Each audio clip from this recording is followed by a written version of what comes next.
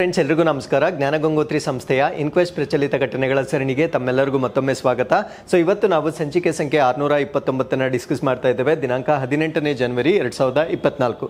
So ಇವತ್ತಿನ updates ಅನ್ನ discuss ಮಾಡೋದಕ್ಕಿಂತ ಮುಂಚೆ ನಿನ್ನೆಯ 2 ಪ್ರಶ್ನೆಗಳ ಉತ್ತರಗಳು, ಪ್ರಶ್ನೆ ಸಂಖ್ಯೆ 1ಕ್ಕೆ ಆಪ್ಷನ್ ಬಿ ಮತ್ತೆ ಪ್ರಶ್ನೆ ಸಂಖ್ಯೆ 2ಕ್ಕೆ ಆಪ್ಷನ್ ಎ ಸರಿ ಉತ್ತರವಾಗಿರುತ್ತೆ. ಹಾಗಿದ್ರೆ ಇವತ್ತಿನ ಮೊದಲನೇ ಪ್ರಶ್ನೆಗೆ ಹೋಗೋಣ. ಭಾರತದ ಖನಿಜ್ ಬಿದೇಶ್ ಇಂಡಿಯಾ ಲಿಮಿಟೆಡ್, ಇದನ್ನ ಇನ್ ಶಾರ್ಟ್ ನಾವೇನಂತ ಕರಿತೀವಿ ಅಂದ್ರೆ ಕಾಬಿಲ್ ಅಂತ ಕರಿತೇವೆ. ಸೊ ಇದರ ಜೊತೆಗೆ ಒಂದು ಒಪ್ಪಂದವನ್ನ ಮಾಡಿಕೊಳ್ಳಲಾಗಿದೆ. ಆ ಒಂದು ಒಪ್ಪಂದವನ್ನ ಮಾಡಿಕೊಂಡಿರ್ತಕ್ಕಂಥ ಕಂಪನಿಯನ್ನ ನಾವು ಕೆಮ್ಎನ್ ಅಂತ ಕರಿತೇವೆ. ಸೊ ಹಾಗಿದ್ರೆ ಕೆಮ್ಎನ್ ನ ಫುಲ್ ಫಾರ್ಮ್ ಏನು ಅಂತಕ್ಕಂಥದ್ದು ನಮ್ಮ ಪ್ರಶ್ನೆ ಆಗಿರುತ್ತೆ. ಸೊ ಈ ಪ್ರಶ್ನೆಗೆ ಸರಿಯಾದ ಉತ್ತರ ಕ್ಯಾಟಮಾರ್ಕಾ ಮಿನೆರಾ ವೈ ಎನರ್ಜಿಟಿಕಾ ಸುಸೈಡಾಲ್ ಡೆಲ್ ಎಸ್ಟೋಡೋ ಅಂತ ಕರಿತೇವೆ. ಸೊ ಈ ಒಂದು ಅಬ್ರಿವೇಶನ್ ಸ್ವಲ್ಪ ಆಕ್ವರ್ಡ್ ಆಗಿ ನಮಗೆ ಸೌಂಡ್ ಆಗುತ್ತೆ. ಕಾರಣ ಏನಂದ್ರೆ ಸೊ ಇದು ನಮ್ಮ ಭಾರತ ದೇಶದ ಕಂಪನಿ ಆಗಿರೋದಿಲ್ಲ. ಸೊ ಇದು ಅರ್ಜೆಂಟೈನಾಗೆ ಸಂಬಂಧಪಟ್ಟಿರ್ತಕ್ಕಂಥ ಖನಿಜಗಳನ್ನ ಎಕ್ಸ್ಪ್ಲೋರ್ ಮಾಡ್ತಕ್ಕಂಥ ಕಂಪನಿ ಆಗಿರುತ್ತೆ. ಸೊ ನಮ್ಮ ಭಾರತ ದೇಶದ ಕಾಬಿಲ್ ಮತ್ತೆ ಅರ್ಜೆಂಟೈನಾದ ಕೆಮ್ಎನ್ ಅಂತ ನಾವೇನ್ ಹೇಳ್ತೇವೆ. ಸೊ ಇವೆರಡರ ನಡುವೆ ಒಂದು ಒಪ್ಪಂದ ಆಗಿರುತ್ತೆ. ಸೊ ಈ ಒಂದು ಒಪ್ಪಂದ ಯಾವುದಕ್ಕೆ ಸಂಬಂಧಪಟ್ಟಿದ್ದಂದ್ರೆ ಸೊ ಈ ಒಂದು ಅರ್ಜೆಂಟೈನಾದಲ್ಲಿರ್ತಕ್ಕಂಥ 5 ಲಿಥಿಯಂ ಬ್ಲಾಕ್ಸ್ ಅಂತ ಹೇಳ್ತೇವೆ. ಅಂದ್ರೆ 5 ಲಿಥಿಯಂ ಬ್ಲಾಕ್ ಗಳನ್ನ ಎಕ್ಸ್ಪ್ಲೋರ್ ಮಾಡ್ತಕ್ಕಂಥ ಒಂದು ಒಪ್ಪಂದವನ್ನ ನಮ್ಮ ಭಾರತ ದೇಶದ ಕಾಬಿಲ್ ಕಂಪನಿಗೆ ನೀಡಲಾಗಿರುತ್ತೆ. ಹಾಗಿದ್ರೆ ಅರ್ಜೆಂಟೈನಾ ಅಂತಕ್ಕಂಥದ್ದು ಸೌತ್ ಅಮೆರಿಕಾದಲ್ಲಿ ಬರ್ತಕ್ಕಂಥ ಒಂದು ರಾಷ್ಟ್ರವಾಗಿರುತ್ತೆ. ಸೊ ಇದರ ಕ್ಯಾಪಿಟಲ್ ಸಿಟಿಯನ್ನ ನಾವು ಬ್ಯೂನೋಸ್ ಏರೀಸ್ ಅಂತ ಕರಿತೇವೆ. ಸೊ ಇದರ ಬಾರ್ಡರ್ ಶೇರಿಂಗ್ ಕಂಟ್ರೀಸ್ ಗಳನ್ನ ನಾವು ನೋಡೋದಾದ್ರೆ ಸೊ ಇಲ್ಲಿ ಉರುಗ್ವೆ ಅನ್ನ ನೋಡಬಹುದಾಗಿರುತ್ತೆ, ಅದಾದ್ಮೇಲೆ ಪೆರಾಗ್ವೆ ಅನ್ನ ನೋಡಬಹುದಾಗಿರುತ್ತೆ, ಅದಾದ್ಮೇಲೆ ಬ್ರೆಜಿಲ್ ಅನ್ನ ನೋಡಬಹುದಾಗಿರುತ್ತೆ, ಅದಾದ್ಮೇಲೆ ಬೊಲಿವಿಯಾ ನೋಡಬಹುದಾಗಿರುತ್ತೆ, ಸೊ ಅದಾದ್ಮೇಲೆ ಚಿಲಿಯನ್ನ ನೋಡಬಹುದಾಗಿರುತ್ತೆ. ಸೊ ಈ ರಾಷ್ಟ್ರಗಳು ಈ ಒಂದು ಅರ್ಜೆಂಟೈನಾ ಜೊತೆಗೆ ಬಾರ್ಡರ್ ಅನ್ನ ಶೇರ್ ಮಾಡ್ಕೊಳ್ತಾ ಇರ್ತಕ್ಕಂಥ ರಾಷ್ಟ್ರಗಳಾಗಿರುತ್ತೆ. And there is one more important point that you need to remember here. So one more important point ಏನು ಅಂದ್ರೆ ಸೊ ಈ ಒಂದು ಲಿಥಿಯಂ ಟ್ರಯಾಂಗಲ್ ಅಂತ ಕರೀತೇವೆ. ಸೊ ಈ 3 ರಾಷ್ಟ್ರಗಳನ್ನ ನಾವು ಲಿಥಿಯಂ ಟ್ರಯಾಂಗಲ್ ಅಂತ ಕರೀತೇವೆ. ಯಾವ್ದಾವ್ದು ಲಿಥಿಯಂ ಟ್ರಯಾಂಗಲ್ ರಾಷ್ಟ್ರಗಳು ಅಂತ ನಿಮ್ಗೆ ಕೇಳಿದಾಗ ಒಂದು ಬೊಲಿವಿಯಾ ಅಂತ ಗೊತ್ತಿರಬೇಕಾಗಿರುತ್ತೆ, ಇನ್ನೊಂದು ಚಿಲಿ ಅಂತ ಗೊತ್ತಿರಬೇಕಾಗಿರುತ್ತೆ, ಇನ್ನೊಂದು ಅರ್ಜೆಂಟೀನಾ ಅಂತ ಗೊತ್ತಿರಬೇಕಾಗಿರುತ್ತೆ. ಯಾಕೆ ಈ 3 ರಾಷ್ಟ್ರಗಳನ್ನ ಲಿಥಿಯಂ ಟ್ರಯಾಂಗಲ್ ಅಂತ ಕರೀತಾರೆ ಅಂದ್ರೆ ಸೊ ನಮ್ಮ ಪ್ರಪಂಚದಲ್ಲಿ ಉತ್ಪತ್ತಿ ಆಗ್ತಕ್ಕಂಥ 100% ಆಫ್ ಲಿಥಿಯಂ ಏನಿದೆ ಅದರಲ್ಲಿ 50% ಆಫ್ ದಿ ಡೆಪಾಸಿಟ್ಸ್ ಅನ್ನ ಈ 3 ರಾಷ್ಟ್ರಗಳಲ್ಲಿ ನೋಡಬಹುದಾಗಿರುತ್ತೆ. So because of that reason so ಈ 3 ರಾಷ್ಟ್ರಗಳನ್ನ ನಾವು ಲಿಥಿಯಂ ಟ್ರಯಾಂಗಲ್ ಅಂತ ಕರೀತೇವೆ. ಹಾಗಿದ್ರೆ ನಮ್ಮ ಪ್ರಪಂಚದಲ್ಲಿ ಈ ಒಂದು ಲಿಥಿಯಂ ಅಂತಕ್ಕಂಥ ಟಾಪ್ 5 ಕಂಟ್ರೀಸ್ ಎಲ್ಲೆಲ್ಲಿದ್ದಾವೆ ಅಂತ ನಾವು ನೋಡೋದಾದ್ರೆ ಸೊ ಮೊದಲನೇ ಸ್ಥಾನದಲ್ಲಿ ನಾವು ಬೊಲಿವಿಯಾನ ನೋಡಬಹುದಾಗಿರುತ್ತೆ, 2ನೇ ಸ್ಥಾನದಲ್ಲಿ ನಾವು ಅರ್ಜೆಂಟೀನಾ ನೋಡಬಹುದಾಗಿರುತ್ತೆ, ಮತ್ತೆ 3ನೇ ಸ್ಥಾನದಲ್ಲಿ ನಾವು ಚಿಲಿಯನ್ನ ನೋಡಬಹುದಾಗಿರುತ್ತೆ. ಸೊ ಆ ಒಂದು ಕಾರಣದಿಂದ ಈ 3 ರಾಷ್ಟ್ರಗಳನ್ನ ನಾವು ಲಿಥಿಯಂ ಟ್ರಯಾಂಗಲ್ ಅಂತ ಕರಿತೇವೆ. ಸೊ 4ನೇ ಸ್ಥಾನದಲ್ಲಿ ನಾವು ಆಸ್ಟ್ರೇಲಿಯಾವನ್ನ ನೋಡಬಹುದಾಗಿರುತ್ತೆ, 5ನೇ ಸ್ಥಾನದಲ್ಲಿ ಚೈನಾವನ್ನ ನೋಡಬಹುದಾಗಿರುತ್ತೆ. ಸೊ ಮಿಕ್ಕಿದ ಎಲ್ಲ ರಾಷ್ಟ್ರಗಳನ್ನ ನಾವು ಬೇರೆ ಒಂದು ಕ್ಯಾಟಗರಿಗೆ ಹಾಕಿರ್ತೇವೆ. ಸೊ ಅದರ್ ಕಂಟ್ರೀಸ್ ಯಾವ್ದು ಅಂತ ನಾವಿಲ್ಲಿ ಕಂಪ್ಲೀಟ್ ಲಿಸ್ಟ್ ಅನ್ನ ಕೊಟ್ಟಿರ್ತೇವೆ. ಸೊ ಅದನ್ನ ನೀವು ನೋಡ್ಕೊಳ್ಬಹುದಾಗಿರುತ್ತೆ. ಸೊ ಯೂಶುವಲಿ ಟಾಪ್ 3 ಕಂಟ್ರೀಸ್ ನಮಗೆ ಬಹಳ ಇಂಪಾರ್ಟೆಂಟ್ ಆಗಿರುತ್ತೆ. ಸೊ ಅದಾದ್ಮೇಲೆ ಲಿಥಿಯಂ ನಮ್ಗೆ ಏನಕ್ಕೆ ಇಂಪಾರ್ಟೆಂಟ್, ಯಾಕಂದ್ರೆ ನಾವು ಈ ಒಂದು ಗ್ಲೋಬಲ್ ವಾರ್ಮಿಂಗ್ ಅನ್ನ ಕಡಿಮೆ ಮಾಡಲಿಕ್ಕೆ ಎಲೆಕ್ಟ್ರಿಕ್ ವೆಹಿಕಲ್ಸ್ ಕಡೆಗೆ ನಾವು ಜಾಸ್ತಿ ಮೂವ್ ಮಾಡ್ತಾ ಇದ್ದೇವೆ. ಸೊ ಎಲೆಕ್ಟ್ರಿಕ್ ವೆಹಿಕಲ್ಸ್ ಗಳಲ್ಲಿ ಮುಖ್ಯವಾಗಿರ್ತಕ್ಕಂಥ ಬ್ಯಾಟರಿ ಸಿಸ್ಟಮ್ ಏನಿರುತ್ತೆ ಸೊ ಅದನ್ನ ಡೆವಲಪ್ ಮಾಡಲಿಕ್ಕೆ ನಮಗೆ ಲಿಥಿಯಂ ಅಂತಕ್ಕಂಥದ್ದು ತುಂಬಾ ಕ್ರೂಷಿಯಲ್ ಆಗಿರ್ತಕ್ಕಂಥ ಎಲಿಮೆಂಟ್ ಆಗಿರುತ್ತೆ. ಸೊ ಪ್ರಸ್ತುತವಾಗಿ ಭಾರತ ರಾಷ್ಟ್ರದಲ್ಲಿ ಲಿಥಿಯಂ ಡೆಪಾಸಿಟ್ಸ್ ಅಷ್ಟಾಗಿ ಇಲ್ಲದೆ ಇರುವ ಕಾರಣದಿಂದ ನಾವು ಯಾವ ರಾಷ್ಟ್ರದ ಮೇಲೆ ಡಿಪೆಂಡೆಂಟ್ ಆಗಿರ್ತೀವಿ ಅಂದ್ರೆ ಚೈನಾ ರಾಷ್ಟ್ರದ ಮೇಲೆ ಡಿಪೆಂಡೆಂಟ್ ಆಗಿರ್ತೇವೆ. ಸೊ 2023ರ ಆರ್ಥಿಕ ವರ್ಷದಲ್ಲಿ 25,000 ಕೋಟಿಗಳಷ್ಟು ವರ್ತ್ನ ಲಿಥಿಯಂ ಅನ್ನ ನಾವು ಬೇರೆ ದೇಶದಿಂದ ಇಂಪೋರ್ಟ್ ಮಾಡ್ಕೊಂಡಿರೋದನ್ನ ನಾವಿಲ್ಲಿ ಪ್ರಮುಖವಾಗಿ ಗಮನಿಸಬಹುದಾಗಿರುತ್ತೆ. ಅದರ ಜೊತೆಗೆ 2022ರಲ್ಲಿ ನಮ್ಮ ಭಾರತ ರಾಷ್ಟ್ರ ಆಸ್ಟ್ರೇಲಿಯಾ ಜೊತೆಗೆ ಒಂದು ಅಗ್ರಿಮೆಂಟ್ ಅನ್ನ ಮಾಡ್ಕೊಂಡಿರುತ್ತೆ. ಸೊ ಆ ಒಂದು ಅಗ್ರಿಮೆಂಟ್ ಯಾವುದಕ್ಕೆ ಸಂಬಂಧಪಟ್ಟಿದ್ದಂದ್ರೆ ಸೊ ಆಸ್ಟ್ರೇಲಿಯಾದಲ್ಲಿರ್ತಕ್ಕಂಥ 2 ಲಿಥಿಯಂ ಬ್ಲಾಕ್ಸ್ ಗಳನ್ನ ಎಕ್ಸ್ಪ್ಲೋರ್ ಮಾಡ್ತಕ್ಕಂಥ ಒಂದು ಒಪ್ಪಂದವನ್ನ 2022ರಲ್ಲೇ ಮಾಡ್ಕೊಂಡಿರುತ್ತೆ. ಸೊ ಅದಾದ್ಮೇಲೆ ನಮ್ಮ ಭಾರತ ದೇಶದಲ್ಲಿ ಜಮ್ಮು ಮತ್ತು ಕಾಶ್ಮೀರ್ನಲ್ಲಿ ಸೊ ಈ ಒಂದು ಲಿಥಿಯಂ ಡೆಪಾಸಿಟ್ಸ್ ಗಳನ್ನ ನಾವು ನೋಡಬಹುದಾಗಿರುತ್ತೆ. ಸೊ ಇದಕ್ಕೆ ಸಂಬಂಧಪಟ್ಟಂತೆ ಬಿಡ್ಡಿಂಗ್ ಅನ್ನ ಕೂಡ ಇಲ್ಲಿ ಸ್ಟಾರ್ಟ್ ಮಾಡಲಾಗಿದೆ, ಅಂದ್ರೆ ಎಕ್ಸ್ಪ್ಲೋರೇಷನ್ ಕೂಡ ಇಲ್ಲಿ ಮಾಡ್ತಕ್ಕಂಥ ಒಂದು ಸಾಧ್ಯತೆಯನ್ನ ನಾವು ನೋಡಬಹುದಾಗಿರುತ್ತೆ. ಸೊ ಅದ್ರ ಜೊತೆಗೆ we are in talks with Bolivia ಮತ್ತೆ ಚಿಲಿ. ಸೊ ಆಲ್ರೆಡಿ ನಾವು ಅರ್ಜೆಂಟೀನಾ ಜೊತೆ ಒಪ್ಪಂದವನ್ನ ಮಾಡ್ಕೊಂಡಿದ್ದೇವೆ. ಸೊ ಅದ್ರ ಜೊತೆ ಟ್ರಯಾಂಗಲ್ ಅಲ್ಲಿ ಇರ್ತಕ್ಕಂಥ 2 ರಾಷ್ಟ್ರಗಳೊಂದಿಗೆ ನಾವು ಮಾತುಕತೆಗಳನ್ನ ಮಾಡ್ತಾ ಇದ್ದೇವೆ. ಸೊ ಅದು ಕೂಡ ಸಕ್ಸಸ್ಫುಲ್ ಆದ್ರೆ ಅಲ್ಲಿರ್ತಕ್ಕಂಥ ಲಿಥಿಯಂ ಡೆಪಾಸಿಟ್ಸ್ ಅನ್ನ ಎಕ್ಸ್ಪ್ಲೋರ್ ಮಾಡ್ತಕ್ಕಂಥ ಒಂದು ಅವಕಾಶವನ್ನ ಭಾರತ ರಾಷ್ಟ್ರ ಪಡೆಯಬಹುದಾಗಿರುತ್ತೆ. ಸೊ ನಾವೇ ಎಕ್ಸ್ಪ್ಲೋರ್ ಮಾಡುವ ಕಾರಣದಿಂದ ಆ ಒಂದು ಖನಿಜಗಳನ್ನ ನಾವು ರೀಸನಬಲ್ ಪ್ರೈಸ್ಗೆ ಪಡಿತಕ್ಕಂಥ ಒಂದು ಸಾಧ್ಯತೆಯನ್ನು ಕೂಡ ನಾವಿಲ್ಲಿ ಪ್ರಮುಖವಾಗಿ ಗಮನಿಸಬಹುದಾಗಿರುತ್ತೆ. ಸೊ ಹಾಗಿದ್ರೆ ಅಪ್ಡೇಟ್ ಏನು ಅಂದ್ರೆ ಕಾಬಿಲ್ ಅಂತ ಕರೀತೇವೆ, ಇದನ್ನ ನಾವು ಕಾಂಜಿ ಬಿದೇಶ್ ಇಂಡಿಯಾ ಲಿಮಿಟೆಡ್ ಅಂತ ಕರೀತೇವೆ. ಸೊ ಖನಿಜ್ ಅಂತ ಕರೀತೇವೆ. ಖನಿಜ್ ಅಂದ್ರೆ ಸೊ ಆ ಒಂದು ಮಿನರಲ್ಸ್ ಅನ್ನ ನಾವು ಖನಿಜ್ ಅಂತ ನಾವೇನ್ ಕರೀತೇವೆ. ಸೊ ಇದು ಅರ್ಜೆಂಟೈನಾದಲ್ಲಿರ್ತಕ್ಕಂಥ ಕೆಮ್ಯನ್ ಜೊತೆಗೆ ಒಂದು ಒಪ್ಪಂದವನ್ನ ಮಾಡ್ಕೊಂಡಿದೆ. ಸೊ ಕೆಮ್ಯನ್ ನ ಫುಲ್ ಫಾರ್ಮ್ ಏನು ಅನ್ನೋದನ್ನ ನಾವು ಪ್ರಶ್ನೆಯಲ್ಲೇ ನೋಡಿರ್ತೇವೆ. ಸೊ ಅದಾದ್ಮೇಲೆ ಈ ಒಂದು ಒಪ್ಪಂದ ಏನಿದೆ, ಈ ಒಂದು ಒಪ್ಪಂದದಲ್ಲಿ ಒಟ್ಟು ಎಷ್ಟು ಬ್ಲಾಕ್ಗಳನ್ನು ನಾವು ಎಕ್ಸ್ಪ್ಲೋರ್ ಮಾಡ್ತಾ ಇದ್ದೇವೆ ಅಂತ ಹೇಳಿದ್ದೇನೆ.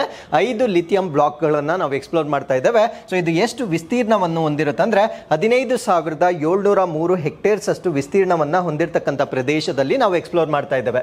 ಸೊ ಅದಾದ್ಮೇಲೆ this is the first ever lithium exploration and mining project for government of India. ಅಂದ್ರೆ ನಮ್ಮ ಸರ್ಕಾರ ನಡೆಸ್ತಾ ಇರ್ತಕ್ಕಂಥ ಮೊಟ್ಟ ಮೊದಲ ಲಿಥಿಯಂ ಪ್ರಾಜೆಕ್ಟ್ ಇದಾಗಿರುತ್ತೆ. ಸೊ ಈ ಒಂದು ಕಾರಣದಿಂದ ಲಿಥಿಯಂ ಅನ್ನ ಸಕ್ಸಸ್ಫುಲ್ ಆಗಿ ಹೇಗೆ ನಾವು ಎಕ್ಸ್ಪ್ಲೋರ್ ಮಾಡಬಹುದು ಅನ್ನೋದನ್ನ ಕೂಡ ಸೊ ಈ ಒಂದು ಪ್ರಾಜೆಕ್ಟ್ ನಲ್ಲಿ ನಾವು ಸಂಪೂರ್ಣವಾಗಿ ಆಪ್ಟಿಮೈಸ್ ಮಾಡ್ಕೊಳ್ತಕ್ಕಂಥ ಒಂದು ಅವಕಾಶವನ್ನ ನಾವಿಲ್ಲಿ ನೋಡಬಹುದಾಗಿರುತ್ತೆ.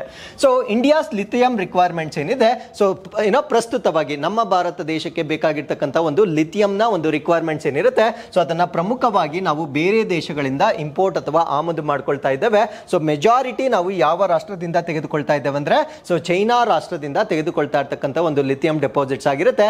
ಸೊ ಲಿಥಿಯಂ ಡೆಪಾಸಿಟ್ಸ್ಗೆ ಒಂದು ನಿಕ್ ನೇಮ್ ಕೂಡ ಇರುತ್ತೆ, ಇದನ್ನ ನಾವು ವೈಟ್ ಗೋಲ್ಡ್ ಅಂತ ಕರಿತೇವೆ. ಸೊ ಇದು ನಮ್ಮ ಈ ಒಂದು ನ್ಯೂ ಜನರೇಷನ್ ಅಥವಾ 21ನೇ ಶತಮಾನದ ಅತ್ಯಂತ ಅಮೂಲ್ಯವಾಗಿರ್ತಕ್ಕಂಥ ಒಂದು ಖನಿಜ ಆಗಿರುತ್ತೆ. Since we are moving towards energy transition, ಈ ಲಿಥಿಯಂ ಅಂತಕ್ಕಂಥದ್ದು ಎಲ್ಲ ರಾಷ್ಟ್ರಗಳಿಗೆ ಈ ಒಂದು ನೆಟ್ ಝೀರೋ ಅನ್ನ ಅಚೀವ್ ಮಾಡಲಿಕ್ಕೆ ತುಂಬಾ ಸೂಕ್ತವಾಗಿರ್ತಕ್ಕಂಥ ಒಂದು ಮಿನರಲ್ ಆಗಿರುತ್ತೆ. ಸೊ ಅರ್ಜೆಂಟೈನಾ ಬಗ್ಗೆ ಸ್ವಲ್ಪ ಮಾಹಿತಿಯನ್ನ ಕೇಳೋದಾದ್ರೆ, so it is a part of world's lithium triangle ಅಂತ ಹೇಳ್ತೇವೆ. ಸೊ ನಾನು ಆಲ್ರೆಡಿ ಮ್ಯಾಪ್ ಅಲ್ಲಿ ತೋರಿಸಿದಾಗೆ ಸೊ ಪ್ರಪಂಚದ ಒಂದು ಲಿಥಿಯಂ ಟ್ರಯಾಂಗಲ್ ಅಲ್ಲಿ ಇರ್ತಕ್ಕಂಥ 3 ರಾಷ್ಟ್ರಗಳಲ್ಲಿ ಅರ್ಜೆಂಟೈನಾ ಕೂಡ ಒಂದಾಗಿರುತ್ತೆ. ಸೊ ಇನ್ನೆರಡು ರಾಷ್ಟ್ರಗಳು ಯಾವ್ದು ಅಂತ ಕೇಳಿದಾಗ ಲಿಥಿಯಂ ಮತ್ತೆ ಬೊಲಿವಿಯಾ ಅಂತ ಗೊತ್ತಿರಬೇಕಾಗಿರುತ್ತೆ. ಸೊ ವೆರಿ ಸಿಂಪಲ್, ABC ಅಂತ ಜ್ಞಾಪಕ ಇಟ್ಕೊಳ್ಳಿ. ಅರ್ಜೆಂಟೈನಾ, ಬೊಲಿವಿಯಾ ಮತ್ತು ಈ ಒಂದು ಚಿಲಿ, ಈ 3 ರಾಷ್ಟ್ರಗಳನ್ನ so lithium triangle of the world ಅಂತ ನಾವು ಹೇಳ್ಬೋದಾಗಿರುತ್ತೆ. ಕಾರಣ ಏನು ಅಂದ್ರೆ more than of of the world's total lithium resources ಅನ್ನ ನಾವು ಇಲ್ಲಿ ನೋಡಬಹುದಾಗಿರುತ್ತೆ. ಅಂದ್ರೆ ಅರ್ಧಕ್ಕಿಂತ ಹೆಚ್ಚು ಲಿಥಿಯಂ ರಿಸೋರ್ಸಸ್ ಅನ್ನ ನಾವು ಪ್ರಮುಖವಾಗಿ ಇಲ್ಲಿ ಪಡೆಯಬಹುದಾಗಿರುತ್ತೆ. ಸೊ ಅರ್ಜೆಂಟೈನಾನ ನಾವು ಸೆಕೆಂಡ್ ಲಾರ್ಜೆಸ್ಟ್ ಲಿಥಿಯಂ ರಿಸೋರ್ಸಸ್ ಅಂತ ಕರಿತೇವೆ. ಅಂದ್ರೆ ಜಗತ್ತಿನಲ್ಲಿ ಸೊ 2ನೇ ಅತಿ ಹೆಚ್ಚು ಲಿಥಿಯಂ ಸಂಪನ್ಮೂಲವನ್ನ ಹೊಂದಿರತಕ್ಕಂಥ ಒಂದು ರಾಷ್ಟ್ರವಾಗಿರುತ್ತೆ. 3rd ಲಾರ್ಜೆಸ್ಟ್ ಲಿಥಿಯಂ ರಿಸರ್ವ್ಸ್ ಅನ್ನ ಹೊಂದಿರುತ್ತೆ. ಅಂದ್ರೆ ನಿಕ್ಷೇಪಗಳಲ್ಲಿ ಬಂದಾಗ ಸೊ 3ನೇ ಅತಿ ದೊಡ್ಡ ನಿಕ್ಷೇಪಗಳನ್ನ ಹೊಂದಿರುತ್ತೆ. ಅದಾದ್ಮೇಲೆ 4th largest production in the world, ಅಂದ್ರೆ ಉತ್ಪಾದನೆಯಲ್ಲಿ ಜಗತ್ತಿನಲ್ಲಿ 4ನೇ ಸ್ಥಾನದಲ್ಲಿರ್ತಕ್ಕಂಥ ಒಂದು ರಾಷ್ಟ್ರವಾಗಿರುತ್ತೆ. ಸೊ ಇಷ್ಟು ಮಾಹಿತಿ ಈ ಒಂದು ಸಬ್ಜೆಕ್ಟ್ ಬಗ್ಗೆ ಗೊತ್ತಿರಬೇಕಾಗಿರುತ್ತೆ. So with this let's get into question number 2. Chennai Bengaluru Mysuru high speed railway ಯೋಜನೆಯಲ್ಲಿ ಬುಲೆಟ್ ರೈಲುಗಳ ಗರಿಷ್ಠ ವೇಗ ಎಷ್ಟು? So what is the maximum speed at which bullet trains on the Chennai Bengaluru Mysuru highway speed trial project are expected to run ಅಂತ ಕೊಟ್ಟಿದ್ದಾರೆ. So ಈ ಪ್ರಶ್ನೆಗೆ ಸರಿಯಾದ ಉತ್ತರ ಅದರ ಡಿಸೈನ್ ಸ್ಪೀಡ್ ನಾನು ಹೇಳ್ತಾ ಇರೋದು. ಅಂದ್ರೆ ವಿನ್ಯಾಸದ ಒಂದು ವೇಗ ಎಷ್ಟಿರುತ್ತೆ ಅಂದ್ರೆ 1 ಗಂಟೆಗೆ 350 ಕಿಲೋಮೀಟರ್ ವೇಗದಲ್ಲಿ ಚಲಿಸ್ತಕ್ಕಂಥ ಒಂದು ಡಿಸೈನ್ ಇರುತ್ತೆ. ಬಟ್ ಇನ್ ಪ್ರಾಕ್ಟಿಕಲ್ ಅಷ್ಟು ವೇಗಕ್ಕೆ ನಾವು ಚಲಿಸಲಿಕ್ಕೆ ಸಾಧ್ಯ ಇಲ್ಲ. ಫಾರ್ ಎಕ್ಸಾಂಪಲ್ ನಮ್ಮ ವೆಹಿಕಲ್ಸ್ ಅಲ್ಲೂ ಕೂಡ ಸೊ ಒಂದು ಲಿಮಿಟ್ ಇರುತ್ತೆ, ಅಥವಾ ಒಂದು ಸ್ಪೀಡೋಮೀಟರ್ ಏನಿರುತ್ತೆ ಆ ಸ್ಪೀಡೋಮೀಟರ್ ಎಂಡಿಗೆ ನಾವು ರೀಚ್ ಆಗೋದಿಲ್ಲ. ಸೊ ಒಂದು ಆವರೇಜ್ ಸ್ಪೀಡ್ ಅಲ್ಲಿ ಮಾತ್ರ ರನ್ ಮಾಡ್ತಾ ಇರ್ತೇವೆ. ಸೊ ಹಾಗಿದ್ರೆ ಡಿಸೈನ್ ಸ್ಪೀಡ್ ಎಷ್ಟಿರುತ್ತೆ ಅಂದ್ರೆ 350 ಕಿಲೋಮೀಟರ್ ವೇಗದಲ್ಲಿ ಪರ್ ಅವರ್ ವೇಗದಲ್ಲಿ ನಾವು ಚಲಿಸಬಹುದಾಗಿರುತ್ತೆ. So that is the bullet train ಆಗಿರುತ್ತೆ. ಸೊ ಅದು ಯಾವ್ದಾವ್ದನ್ನ ಕನೆಕ್ಟ್ ಮಾಡುತ್ತೆ ಅಂದ್ರೆ so Chennai Bengaluru Mysuru highway speed railway project ಬಗ್ಗೆ ನಾನು ಡಿಸ್ಕಸ್ ಮಾಡ್ತಾ ಇದ್ದೇನೆ. ಸೊ ಈ ಒಂದು ಪ್ರಾಜೆಕ್ಟ್ ಏನಿರುತ್ತೆ ಸೊ ಇದರ ಟೋಟಲ್ ಲೆಂತ್ ಬಂದು 435 ಕಿಲೋಮೀಟರ್ಸ್ ಇರುತ್ತೆ. ಸೊ ಇದರಲ್ಲಿ 9 ಸ್ಟೇಷನ್ ಗಳನ್ನ ನಾವು ನೋಡಬಹುದಾಗಿರುತ್ತೆ. ಸೊ ಇದರ ಮ್ಯಾಕ್ಸಿಮಮ್ ಸ್ಪೀಡ್ ಅನ್ನ ನಾನು ಆಲ್ರೆಡಿ ಹೇಳಿದ್ದೇನೆ, 350 ಕಿಲೋಮೀಟರ್ ಪರ್ ಅವರ್ ಇರುತ್ತೆ. ಬಟ್ ಆಪರೇಷನಲ್ ಸ್ಪೀಡ್ ಅಂದ್ರೆ ಅದು ನಿಜವಾಗ್ಲೂ ಎಷ್ಟರಲ್ಲಿ ಹೋಗ್ಲಿಕ್ಕೆ ಸಾಧ್ಯ ಆಗುತ್ತೆ ಅಂದ್ರೆ 320 ಕಿಲೋಮೀಟರ್ ಪರ್ ಅವರ್ ಹೋಗ್ಲಿಕ್ಕೆ ಸಾಧ್ಯವಾಗುತ್ತೆ. ಸೊ ಆವರೇಜ್ ಅನ್ನ ತೆಗೆದುಕೊಂಡಾಗ 250 ಕಿಲೋಮೀಟರ್ ಪರ್ ಅವರ್ ವೇಗದಲ್ಲಿ ಚಲಿಸ್ತಕ್ಕಂಥ ಒಂದು ಟ್ರೈನ್ ಆಗಿರುತ್ತೆ. ಸೊ ಇದು ಮೈಸೂರಿನಿಂದ ಸ್ಟಾರ್ಟ್ ಆಗಿ ಸೊ ಅದಾದ್ಮೇಲೆ ಆಂಧ್ರ ಪ್ರದೇಶದ ಮುಖಾಂತರ ಚೆನ್ನೈಗೆ ತಲುಪತಕ್ಕಂಥ ಒಂದು ಟ್ರೈನ್ ಆಗಿರುತ್ತೆ. ಸೊ ಟೋಟಲ್ 9 ಸ್ಟೇಷನ್ ಗಳನ್ನ ನಾವು ಈ ಒಂದು ಯೋಜನೆಯಲ್ಲಿ ನೋಡಬಹುದಾಗಿರುತ್ತೆ. ಸೊ ಪ್ರಸ್ತುತವಾಗಿ ಆ ಒಂದು ಬುಲೆಟ್ ಟ್ರೈನ್ ರೆಡಿ ಆಗೋದಕ್ಕಿಂತ ಮುಂಚೆ ಪ್ರಸ್ತುತವಾಗಿ ನಾವು ಫಾಸ್ಟೆಸ್ಟ್ ಆಗಿ ಎಷ್ಟು ವೇಗದಲ್ಲಿ ನಾವು ರೀಚ್ ಆಗ್ಬೋದು ಅಂದ್ರೆ at present Mysuru to Chennai ನಾವು ಈಗ ವಂದೇ ಭಾರತ್ ಎಕ್ಸ್ಪ್ರೆಸ್ ಅನ್ನ ಆಲ್ರೆಡಿ ಲಾಂಚ್ ಮಾಡಿರ್ತಾರೆ. ಸೊ ಇದು 6 ಗಂಟೆ 30 ನಿಮಿಷಗಳಲ್ಲಿ ತಲುಪತಕ್ಕಂಥ ಒಂದು ಮಾರ್ಗವಾಗಿರುತ್ತೆ. ಸಪೋಸ್ ಬುಲೆಟ್ ಟ್ರೈನ್ ಏನಾದರೂ ಸಕ್ಸಸ್ಫುಲ್ ಆಗಿ ಕಂಪ್ಲೀಟ್ ಆದ ನಂತರ ಸೊ ಈ ಒಂದು ಜರ್ನಿಯನ್ನ ನಾವು ಕೇವಲ 2 ಗಂಟೆ 25 ನಿಮಿಷಗಳಲ್ಲಿ ಕಂಪ್ಲೀಟ್ ಮಾಡಬಹುದಾಗಿರುತ್ತೆ. So this is the significance of this particular projects. With this let's get into question number 3. Oxford ವಿಶ್ವವಿದ್ಯಾನಿಲಯದ ವಿಜ್ಞಾನಿಗಳು ನಡೆಸಿದ ನಿಫಾ ವೈರಸ್ಗಾಗಿ ಮಾನವರಲ್ಲಿ ಮೊದಲ ಪ್ರಯೋಗಗಳನ್ನು ನಡೆಸುತ್ತಿರುವ ಲಸಿಕೆಯ ಹೆಸರೇನು? What is the name of the vaccine that is undergoing first in human trials for the Nipah virus conducted by the scientist at the university of the Oxford. So Nipah virus ಬಗ್ಗೆ ನೀವು ಕೇಳಿರ್ತೀರಾ. So ಇದು ಕೇರಳದಲ್ಲೂ ಕೂಡ report ಆಗಿರ್ತಕ್ಕಂಥ ಒಂದು ಕಾಯಿಲೆ ಆಗಿರುತ್ತೆ. So ಇದಕ್ಕೆ ಸಂಬಂಧಪಟ್ಟಂತೆ ಪ್ರಸ್ತುತವಾಗಿ ಯಾವುದೇ ಚಿಕಿತ್ಸೆ ಆಗಲಿ ಅಥವಾ ಯಾವುದೇ ಲಸಿಕೆ ಆಗಲಿ ಇನ್ನೂ ಕೂಡ ಎಸ್ಟಾಬ್ಲಿಷ್ ಮಾಡಲಾಗಿಲ್ಲ. ಸೊ ಇದಕ್ಕೆ ಸಂಬಂಧಪಟ್ಟಂತೆ ಒಂದು ಲಸಿಕೆಯನ್ನ ಈಗ ಹ್ಯೂಮನ್ ಟ್ರಯಲ್ಸ್ ಮಾಡಲಿಕ್ಕೆ ಅಪ್ರೂವಲ್ ಅನ್ನ ಕೊಡಲಾಗಿರುತ್ತೆ. ಹ್ಯೂಮನ್ ಟ್ರಯಲ್ಸ್ ಅಂದ್ರೆ ಏನು ಅಂದ್ರೆ ಮೊದಲು ಅದನ್ನ ಪ್ರಾಣಿಗಳಲ್ಲಿ ಚೆಕ್ ಮಾಡ್ತಾರೆ. ಪ್ರಾಣಿಗಳಲ್ಲಿ ಅದು ಸೇಫ್ ಅಂತ ಅಪ್ರೂವ್ ಆದ ನಂತರ ಅದನ್ನ ಹ್ಯೂಮನ್ಸ್ಗೆ ಕೊಡ್ತಾರೆ, ಅಂದ್ರೆ ಮನುಷ್ಯರಲ್ಲಿ ಪ್ರಯೋಗಗಳನ್ನ ಮಾಡ್ತಾರೆ. ಸೊ ಆ ರೀತಿ ಮನುಷ್ಯರಲ್ಲಿ ಪ್ರಯೋಗ ಮಾಡ್ತಕ್ಕಂಥ ಒಂದು ಅಪ್ರೂವಲ್ ಅನ್ನ ಆಕ್ಸ್ಫರ್ಡ್ ಯೂನಿವರ್ಸಿಟಿಗೆ ನೀಡಲಾಗಿರುತ್ತೆ. ಹಾಗಿದ್ರೆ ಆ ಒಂದು ವ್ಯಾಕ್ಸಿನ್ಗೆ ಕೊಟ್ಟಿರ್ತಕ್ಕಂಥ ಹೆಸರೇನು ಅನ್ನೋದು ನಮ್ಮ ಪ್ರಶ್ನೆ ಆಗಿರುತ್ತೆ. ಸೊ ಈ ಪ್ರಶ್ನೆಗೆ ಸರಿಯಾದ ಉತ್ತರ ಚಾಡ್ ಆಕ್ಸ್ 1 ನಿಫಾ ಬಿ ಅಂತ ಕರೀತೇವೆ. ಸೊ ಇದು ಆ ವ್ಯಾಕ್ಸಿನ್ಗೆ ಪ್ರಸ್ತುತವಾಗಿ ಕೊಟ್ಟಿರ್ತಕ್ಕಂಥ ಹೆಸರಾಗಿರುತ್ತೆ. ಸೊ ಇದು ಈಗ ಸುದ್ದಿಯಲ್ಲಿರ್ಲಿಕ್ಕೆ ಕಾರಣ ಏನು ಅಂದ್ರೆ first human vaccine trials for Nipah virus. So Nipah ವೈರಸ್ಗೆ ಸಂಬಂಧಪಟ್ಟಂತೆ ಸೊ ಮೊದಲ ಮಾನವ ಲಸಿಕೆ ಪ್ರಯೋಗ ಅಷ್ಟೇ, ಇದನ್ನು ಹ್ಯೂಮನ್ಸ್ಗೆ ಕೊಡೋದಿಲ್ಲ. ಸೊ ಸೆಲೆಕ್ಟೆಡ್ ವಾಲಂಟಿಯರ್ಸ್ ಏನಿರ್ತಾರೆ ಅವರಲ್ಲಿ ಈ ಒಂದು ವ್ಯಾಕ್ಸಿನ್ ಅನ್ನ ಕೊಟ್ಟು ಅದು ಎಷ್ಟು ಸೇಫ್ ಇದೆ, ಎಷ್ಟು ಎಫೆಕ್ಟಿವ್ ಇದೆ ಅನ್ನೋದನ್ನ ಚೆಕ್ ಮಾಡೋದನ್ನ ನಾವು ಹ್ಯೂಮನ್ ಟ್ರಯಲ್ಸ್ ಅಂತ ಕರಿತೇವೆ. ಸೊ ಈ ಒಂದು ಹ್ಯೂಮನ್ ಟ್ರಯಲ್ಸ್ ಅನ್ನ ಮಾಡ್ತಾ ಇರ್ತಕ್ಕಂಥವ್ರು university of Oxford in the UK. So UK ಅಲ್ಲಿರ್ತಕ್ಕಂಥ ಯೂನಿವರ್ಸಿಟಿ ಆಫ್ ಆಕ್ಸ್ಫರ್ಡ್ ವತಿಯಿಂದ ಮಾಡ್ತಾ ಇರ್ತಕ್ಕಂಥ ಒಂದು ಟ್ರಯಲ್ ಆಗಿರುತ್ತೆ. ಸೊ ಈ ಒಂದು ಟ್ರಯಲ್ ಯಾವುದಕ್ಕೆ ಸಂಬಂಧಪಟ್ಟಿದ್ದ ಅಂದ್ರೆ ನಿಫಾ ವೈರಸ್ಗೆ ಸಂಬಂಧಪಟ್ಟಿದ್ದಾಗಿರುತ್ತೆ. ಸೊ ಇದರ ಇನ್ನೊಂದು ವಿಶೇಷತೆ ಏನು ಅಂದ್ರೆ first in human vaccine trial ಆಗಿರುತ್ತೆ. ಅಂದ್ರೆ ನಿಫಾಗೆ ಸಂಬಂಧಪಟ್ಟಂತೆ ಸೊ ಮನುಷ್ಯರಲ್ಲಿ ಮಾಡ್ತಾ ಇರ್ತಕ್ಕಂಥ ಮೊಟ್ಟ ಮೊದಲ ಲಸಿಕೆ ಪ್ರಯೋಗ ಇದಾಗಿರುತ್ತೆ. ಸೊ ಈ ಒಂದು ವ್ಯಾಕ್ಸಿನ್ ಅನ್ನು ನಾವು Chad OX1 Nipah B vaccine ಅಂತ ಕರಿತೇವೆ. ಸೊ ಈ ಒಂದು ವ್ಯಾಕ್ಸಿನ್ ಪ್ರಯೋಗಗಳನ್ನ ಈಗ ಮಾಡ್ತಾ ಇದ್ದಾರೆ. ಸೊ ಈ ಒಂದು ನಿಫಾ ವೈರಸ್ ಮೊಟ್ಟ ಮೊದಲ ಬಾರಿಗೆ ಡಿಟೆಕ್ಟ್ ಆಗಿರ್ತಕ್ಕಂಥದ್ದು 1998 ಮೊಟ್ಟ ಮೊದಲ ಬಾರಿಗೆ ಕಾಣಿಸ್ಕೊಂಡಿರುತ್ತೆ. ಸೊ ಸ್ಟಿಲ್ ಇದಕ್ಕೆ ಬೇಕಾಗಿರ್ತಕ್ಕಂಥ ಯಾವುದೇ ವ್ಯಾಕ್ಸಿನ್ ಆಗಲಿ ಅಥವಾ ಚಿಕಿತ್ಸೆಯನ್ನಾಗಲಿ ನಾವು ಇನ್ನೂ ಕೂಡ ಎಸ್ಟಾಬ್ಲಿಷ್ ಮಾಡಲಿಕ್ಕೆ ಸಾಧ್ಯವಾಗಿಲ್ಲ. So it can be fatal in around 75% of the cases. ಅಂದ್ರೆ 100 ಜನಕ್ಕೆ 75% ಜನರು ಸಾವಾಗ್ತಕ್ಕಂಥ ಒಂದು ಸಾಧ್ಯತೆಯನ್ನ ಈ ಒಂದು ಕಾಯಿಲೆಯಲ್ಲಿ ನಾವು ಪ್ರಮುಖವಾಗಿ ಗಮನಿಸಬಹುದಾಗಿರುತ್ತೆ. ಸೊ ಅದಾದ್ಮೇಲೆ ಇತ್ತೀಚೆಗೆ ಈ ಒಂದು ಕಾಯಿಲೆಯನ್ನ ಸಿಂಗಪೂರ್, ಮಲೇಷಿಯಾ, ಬಾಂಗ್ಲಾದೇಶ್ ಮತ್ತು ನಮ್ಮ ಭಾರತ ದೇಶದಲ್ಲೂ ಕೂಡ ನಾವು ರಿಪೋರ್ಟ್ ಆಗಿರ್ತಕ್ಕಂಥದ್ದನ್ನು ನೋಡಬಹುದಾಗಿರುತ್ತೆ. ಸೊ ರೀಸೆಂಟ್ಲಿ ಕೇರಳದಲ್ಲಿ ಈ ಒಂದು ಕಾಯಿಲೆ ರಿಪೋರ್ಟ್ ಆಗಿರೋದನ್ನ ನಾವು ನೋಡಬಹುದಾಗಿರುತ್ತೆ. ಸೊ ಇದನ್ನು ಕೂಡ ಪ್ರಶ್ನೆ ಕೇಳ್ತಾ ಇರ್ತಾರೆ. ಸೊ ಎಲ್ಲಿ ರೀಸೆಂಟ್ ಆಗಿ ಈ ಒಂದು ಕಾಯಿಲೆ ಪತ್ತೆ ಆಗಿದೆ ಅಂತ ಪ್ರಶ್ನೆ ಕೇಳ್ತಾರೆ, ಅದು ನಿಮಗೆ ಗೊತ್ತಿರಬೇಕಾಗಿರುತ್ತೆ. ಸೊ ಈ ಒಂದು ವೈರಸ್ ಅನ್ನ ಕ್ಯಾರಿ ಮಾಡ್ತಕ್ಕಂಥ ವೆಕ್ಟರ್ ಅನ್ನ ನಾವೇನಂತ ಕರಿತೇವೆ ಅಂದ್ರೆ ಫ್ರೂಟ್ ಬ್ಯಾಟ್ಸ್ ಅಂತ ಕರಿತೇವೆ, ಹಣ್ಣಿನ ಬಾವಲಿ ಅಂತ ಕರಿತೇವೆ. ಸೊ ಈ ಒಂದು ಹಣ್ಣಿನ ಬಾವಲಿ ಈ ಒಂದು ವೈರಸ್ ಅನ್ನ ಒಂದು ಜೀವಿಯಿಂದ ಇನ್ನೊಂದು ಜೀವಿಗೆ ಕ್ಯಾರಿ ಮಾಡ್ತಕ್ಕಂಥ ಒಂದು ಟ್ರಾನ್ಸ್ಮಿಟರ್ ಆಗಿರುತ್ತೆ. ಸೊ ಅದ್ರ ಜೊತೆಗೆ ಇನ್ಫೆಕ್ಟೆಡ್ ಆನಿಮಲ್ಸ್ ಏನಿರ್ತವೆ ಅಂದ್ರೆ ಹಂದಿಗಳು ಏನಾದ್ರೂ ಇನ್ಫೆಕ್ಟ್ ಆಗಿದ್ರೆ ಸೊ ಅದರಿಂದ ಕೂಡ ಈ ಕಾಯಿಲೆ ಆ ಒಂದು ಮಾಂಸವನ್ನ ಸರಿಯಾಗಿ ಬೇಯಿಸದೆ ತಿಂದಾಗ ಸೊ ಆ ಒಂದು ಪ್ರಾಣಿಗಳಿಂದ ಮನುಷ್ಯರಿಗೆ ಟ್ರಾನ್ಸ್ಫರ್ ಆಗ್ತಕ್ಕಂಥ ಒಂದು ಕಾಯಿಲೆ ಆಗಿರುತ್ತೆ. ಸೊ ಅದಾದ್ಮೇಲೆ ಪರ್ಸನ್ ಟು ಪರ್ಸನ್ ಅಂದ್ರೆ ಯಾರಾದ್ರೂ ಇನ್ಫೆಕ್ಟೆಡ್ ಪರ್ಸನ್ ಇದ್ರೆ ಸೊ ಅವರ ಜೊತೆ ಒಂದು ಕ್ಲೋಸ್ ಕಾಂಟ್ಯಾಕ್ಟ್ ಇದ್ರೂ ಕೂಡ ಈ ಒಂದು ಕಾಯಿಲೆ ಒಬ್ಬರಿಂದ ಇನ್ನೊಬ್ಬರಿಗೆ ಹರಡ್ತಕ್ಕಂಥ ಒಂದು ಸಾಧ್ಯತೆ ಇರುತ್ತೆ. ಸೊ ಇಷ್ಟು ನಿಫಾ ವೈರಸ್ ಬಗ್ಗೆ ಗೊತ್ತಿರಬೇಕಾಗಿರುತ್ತೆ. ಸೊ ಅದಾದ್ಮೇಲೆ ಈ ಒಂದು ವೈರಸ್ ಬಗ್ಗೆ ವರ್ಲ್ಡ್ ಹೆಲ್ತ್ ಆರ್ಗನೈಸೇಷನ್ ಅಥವಾ ವಿಶ್ವ ಆರೋಗ್ಯ ಸಂಸ್ಥೆ ಬಹಳ ಇತ್ತೀಚೆಗೆ ಸೊ ಇದನ್ನ ನಾವು priority disease requiring urgent research ಅಂತ ಡಿಕ್ಲೇರ್ ಮಾಡಿರ್ತಾರೆ. ಅಂದ್ರೆ ಈ ಒಂದು ಆರೋಗ್ಯ ಸಂಸ್ಥೆ ಏನ್ ಮಾಡುತ್ತೆ ಅಂದ್ರೆ ಕೆಲವೊಂದು ಕಾಯಿಲೆಗಳು ತುಂಬಾ ಔಟ್ ಬ್ರೇಕ್ ಆಗ್ತಕ್ಕಂಥ ಒಂದು ಸಾಧ್ಯತೆ ಇರುವಾಗ ಸೊ ಅದಕ್ಕೆ ನಾವು ಇಮಿಡಿಯೇಟ್ ಅದಕ್ಕೆ ಪ್ರೋಟೋಕಾಲ್ ಟ್ರೀಟ್ಮೆಂಟ್ ಪ್ರೋಟೋಕಾಲ್ ಆಗಲಿ ಅಥವಾ ವ್ಯಾಕ್ಸಿನ್ ಆಗಲಿ ಡೆವಲಪ್ ಮಾಡಬೇಕಾಗಿರ್ತಕ್ಕಂಥ ಅವಶ್ಯಕತೆ ಬಹಳ ಇದ್ದಾಗ ಅದನ್ನ ಒಂದು ಪಟ್ಟಿ ಮಾಡುತ್ತೆ. ಆ ಒಂದು ಪಟ್ಟಿಯನ್ನ ನಾವೇನಂತ ಕರಿತೀವಿ ಅಂದ್ರೆ priority disease requiring urgent research ಅಂತ ಕರಿತೇವೆ. ಅಂದ್ರೆ ಅತ್ಯಂತ ತ್ವರಿತವಾಗಿ ಅದರ ಮೇಲೆ ರಿಸರ್ಚ್ ಅನ್ನ ಮಾಡ್ತಕ್ಕಂಥ ಅವಶ್ಯಕತೆ ಇರ್ತಕ್ಕಂಥ ಪಟ್ಟಿಯಲ್ಲಿ ಸೊ ಈ ಒಂದು ಕಾಯಿಲೆಯನ್ನ WHO ಸೇರಿಸಲಾಗಿರುತ್ತೆ. ಸೊ ಅದಾದ್ಮೇಲೆ ಈ ಒಂದು ಕಾಯಿಲೆಯನ್ನ ಉಂಟು ಮಾಡ್ತಕ್ಕಂಥ ಒಂದು ವೈರಸ್ ಏನಿರುತ್ತೆ ಸೊ ಆ ಒಂದು ವೈರಸ್ ಪ್ಯಾರಾಮಾಕ್ಸಿ ವೈರಸ್ ಕುಟುಂಬಕ್ಕೆ ಸೇರಿರ್ತಕ್ಕಂಥ ಒಂದು ವೈರಸ್ ಆಗಿರುತ್ತೆ. ಸೊ ಪ್ಯಾರಾಮಾಕ್ಸಿ ವೈರಸ್ ಅಂತಕ್ಕಂಥದ್ದು ಇನ್ನೊಂದು ಕಾಯಿಲೆಯನ್ನ ಕೂಡ ಸ್ಪ್ರೆಡ್ ಮಾಡುತ್ತೆ. ಅದನ್ನ ನಾವು ಮೀಸಲ್ಸ್ ಅಂತ ಕರಿತೇವೆ, ಅಂದ್ರೆ ದಡಾರ ಅಂತ ನಾವು ಕನ್ನಡದಲ್ಲಿ ಏನ್ ಹೇಳ್ತೇವೆ. ಸೊ ಈ ಒಂದು ಕಾಯಿಲೆಯನ್ನ ಉಂಟು ಮಾಡ್ತಕ್ಕಂಥ ಒಂದು ವೈರಸ್ ಏನಿರುತ್ತೆ ಸೊ ಅದೇ ರೀತಿಯ ವೈರಸ್ ನ ಕುಟುಂಬಕ್ಕೆ ಸೇರಿರ್ತಕ್ಕಂಥ ಒಂದು ವೈರಸ್ ಇದಾಗಿರುತ್ತೆ. ಆ ಕುಟುಂಬ ಯಾವುದು ಅಂತ ಕೇಳಿದಾಗ ಪ್ಯಾರಾಮಿಕ್ಸೋ ವೈರಸ್ ಅಂತ ಕರಿತೇವೆ. ಸೊ ಈ ಒಂದು ಪ್ಯಾರಾಮಿಕ್ಸೋ ವೈರಸ್ಗೆ ಕುಟುಂಬಕ್ಕೆ ಸೇರಿರ್ತಕ್ಕಂಥ ಒಂದು ವೈರಸ್ ಅನ್ನ ನಾವು ನಿಫಾ ವೈರಸ್ ಅಂತ ಕರಿತೇವೆ. So with this let's get into question number 4. ಜನವರಿ 2024ರಲ್ಲಿ ಕೇರಳ ಔಷಧ ನಿಯಂತ್ರಣ ಇಲಾಖೆ ಪ್ರಾರಂಭಿಸಿದ್ದ ಪರೀಕ್ಷೆಗಳ ಸಂಬಂಧದಲ್ಲಿ ಅಮೃತ್ ಎಂಬ ಸಂಕ್ಷಿಪ್ತ ರೂಪವು ಏನನ್ನ ಸೂಚಿಸುತ್ತದೆ? What does the acronym AMRITH stand for in the context of the test launch by the Kerala drug control department in January 2024. So ಜನವರಿ 2024ರಲ್ಲಿ ಕೇರಳದವರು ಒಂದು ಪ್ರೋಗ್ರಾಮ್ ಅನ್ನ ಲಾಂಚ್ ಮಾಡಿರ್ತಾರೆ. ಸೊ ಆ ಒಂದು ಪ್ರೋಗ್ರಾಮ್ ಅನ್ನ ಅಮೃತ್ ಅಂತ ಅವರು ಹೆಸರಿಟ್ಟಿರ್ತಾರೆ. ಪ್ರೋಗ್ರಾಮ್ ಅಂದ್ರೆ ಸೊ ಇದೊಂದು ಟೆಸ್ಟ್ ಮೆಥಡ್ ಆಗಿರುತ್ತೆ, ಅಂದ್ರೆ ಪರೀಕ್ಷೆಗಳನ್ನ ಮಾಡ್ತಕ್ಕಂಥ ಒಂದು ವಿಧಾನ ಆಗಿರುತ್ತೆ. ಸೊ ಇದು ಯಾವುದಕ್ಕೆ ಸಂಬಂಧಪಟ್ಟಿದ್ದು ಅಥವಾ ಅಮೃತ್ನ ಫುಲ್ ಫಾರ್ಮ್ ಏನು ಅನ್ನೋದು ನಮ್ಮ ಪ್ರಶ್ನೆ ಆಗಿರುತ್ತೆ. ಸೊ ಈ ಪ್ರಶ್ನೆಗೆ ಸರಿಯಾದ ಉತ್ತರ anti microbial resistance intervention for total ಅಂತ ಕರಿತೇವೆ. ಅಂದ್ರೆ ಒಟ್ಟು ಆರೋಗ್ಯಕ್ಕಾಗಿ ಆಂಟಿ ಮೈಕ್ರೋಬಿಯಲ್ ರೆಸಿಸ್ಟೆನ್ಸ್ ಇಂಟರ್ವೆನ್ಷನ್ ಅಂತ ಕರಿತೇವೆ. ಸೊ ಇದನ್ನ ನಾನು ಬ್ರೀಫ್ ಆಗಿ ಹೇಳಿದಾಗ ನಮ್ಗೆ ಏನಾದರೂ ಕಾಯಿಲೆಗಳು ಬಂದಾಗ ಯೂಶ್ವಲಿ ನಾವು ಫಸ್ಟ್ ಏನ್ ಮಾಡ್ತೀವಿ ಅಂದ್ರೆ without the consultation of the doctor ನಮಗೆ ಪ್ರೀವಿಯಸ್ ಒಂದು ಎಕ್ಸ್ಪೀರಿಯನ್ಸ್ ಏನಿರುತ್ತೆ ಅದೇ ಪ್ರಿಸ್ಕ್ರಿಪ್ಷನ್ ಅಥವಾ ಆ ಒಂದು ಟ್ಯಾಬ್ಲೆಟ್ ಸ್ಟ್ರಿಪ್ ಅನ್ನ ನಾವು ಇಟ್ಕೊಂಡು ಅದೇ ಮಾತ್ರೆಗಳನ್ನ ತೆಗೆದುಕೊಳ್ತಕ್ಕಂಥ ಒಂದು ಅಭ್ಯಾಸವನ್ನ ನಾವು ಮಾಡ್ಕೊಂಡು ಬಿಟ್ಟಿರ್ತೇವೆ.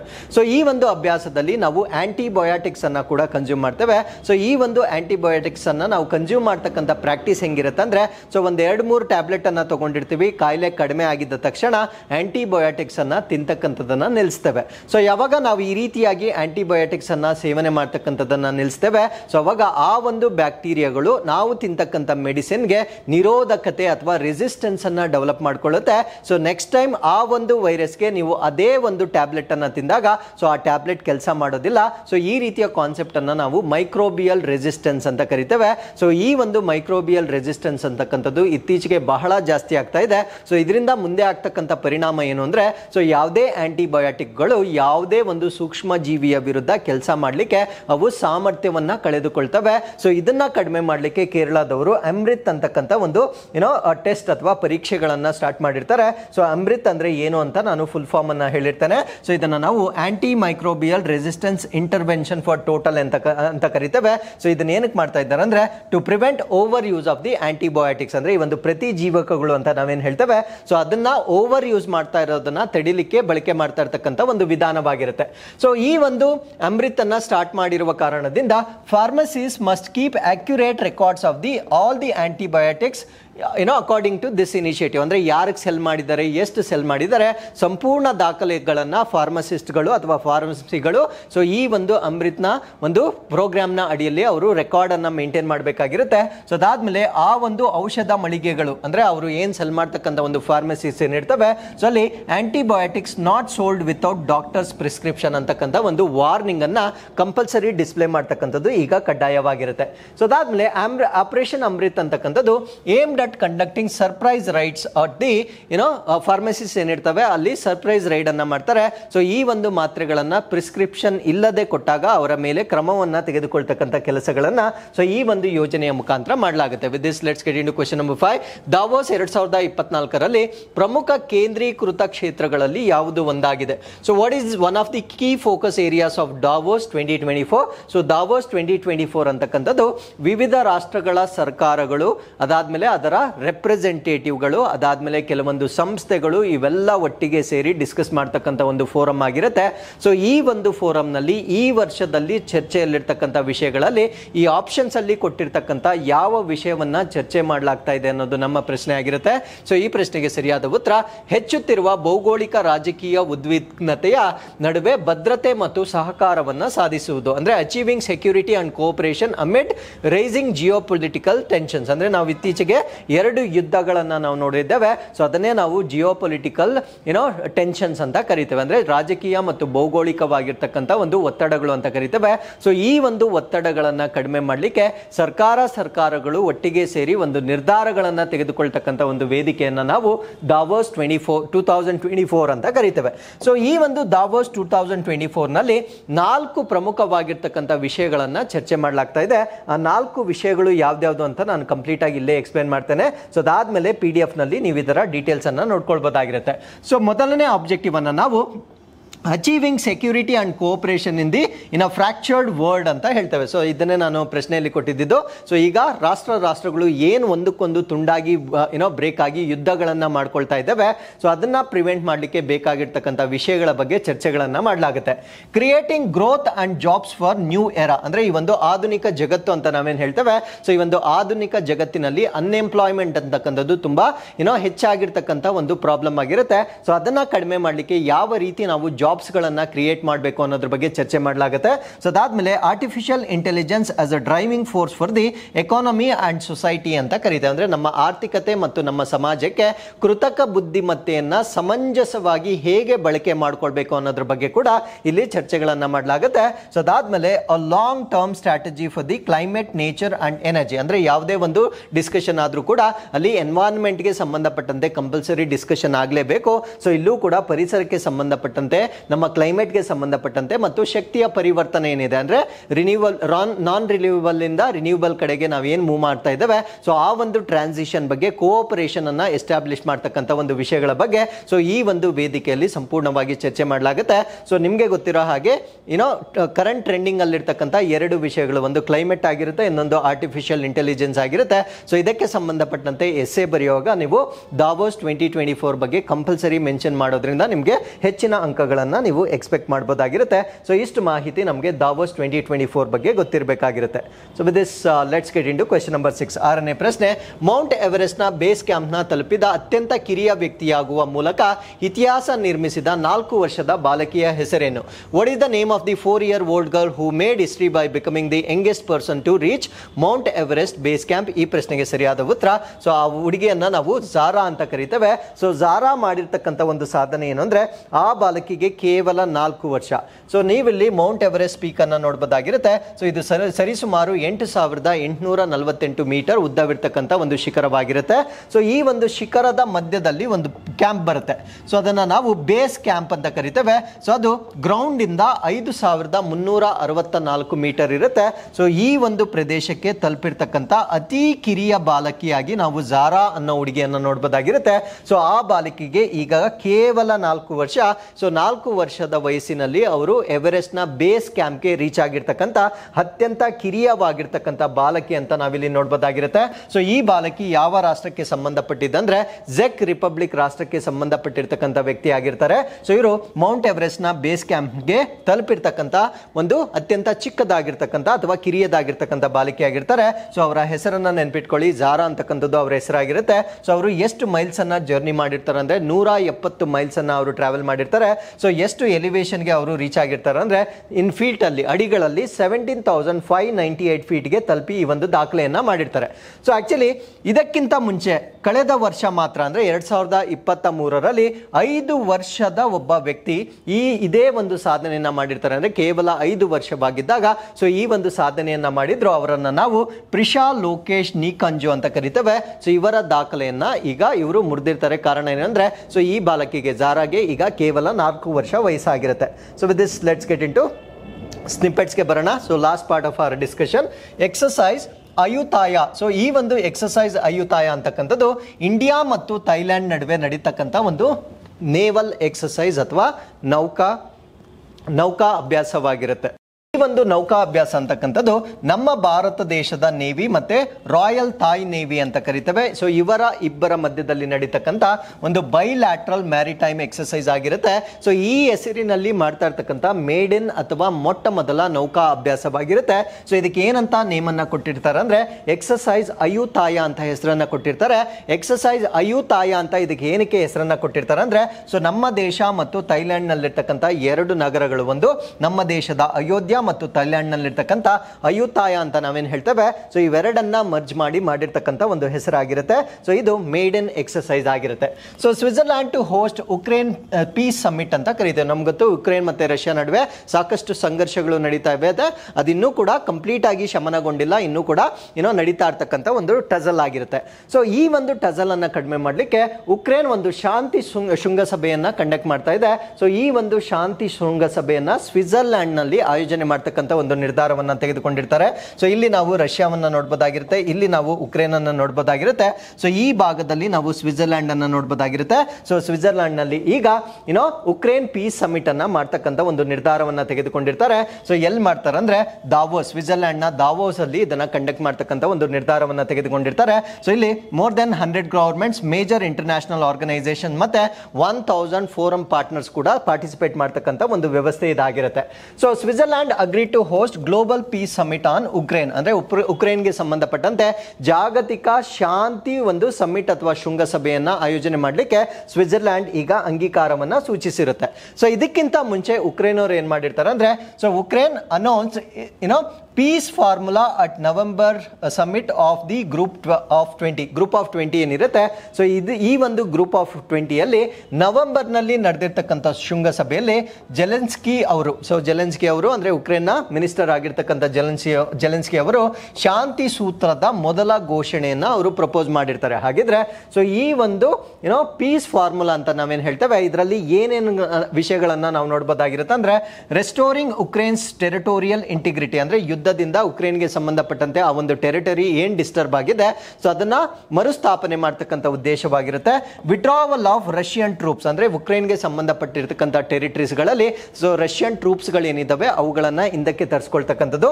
ಅದಾದ್ಮೇಲೆ ಸಿಸೇಷನ್ ಆಫ್ ಹಾಸ್ಟಾಲಿಟೀಸ್, ಅಂದ್ರೆ ಅವರಿಬ್ಬರ ನಡುವೆ ಇರ್ತಕ್ಕಂಥ ವೈರತ್ವವನ್ನ ಶಮನಗೊಳಿಸ್ತಕ್ಕಂಥ ಒಂದು ಒಪ್ಪಂದ ಆಗಿರುತ್ತೆ ಅಥವಾ ಒಂದು ಪ್ರಪೋಸಲ್ ಆಗಿರುತ್ತೆ. ಸೊ ಅದಾದ್ಮೇಲೆ release of all prisoners and detainers, ಅಂದ್ರೆ ಅವರು ಬಂಧಿಸಿರ್ತಕ್ಕಂಥ ಎಲ್ಲಾ ಕೈದಿಗಳನ್ನ ಬಿಡುಗಡೆ ಮಾಡ್ತಕ್ಕಂಥದ್ದನ್ನ ಸೊ ನಾವೇನಂತ ಕರಿತೀವಿ ಅಂದ್ರೆ, ಸೊ ಉಕ್ರೇನ್ನ ಶಾಂತಿ ಸೂತ್ರ ಅಂತ ಕರಿತೇವೆ.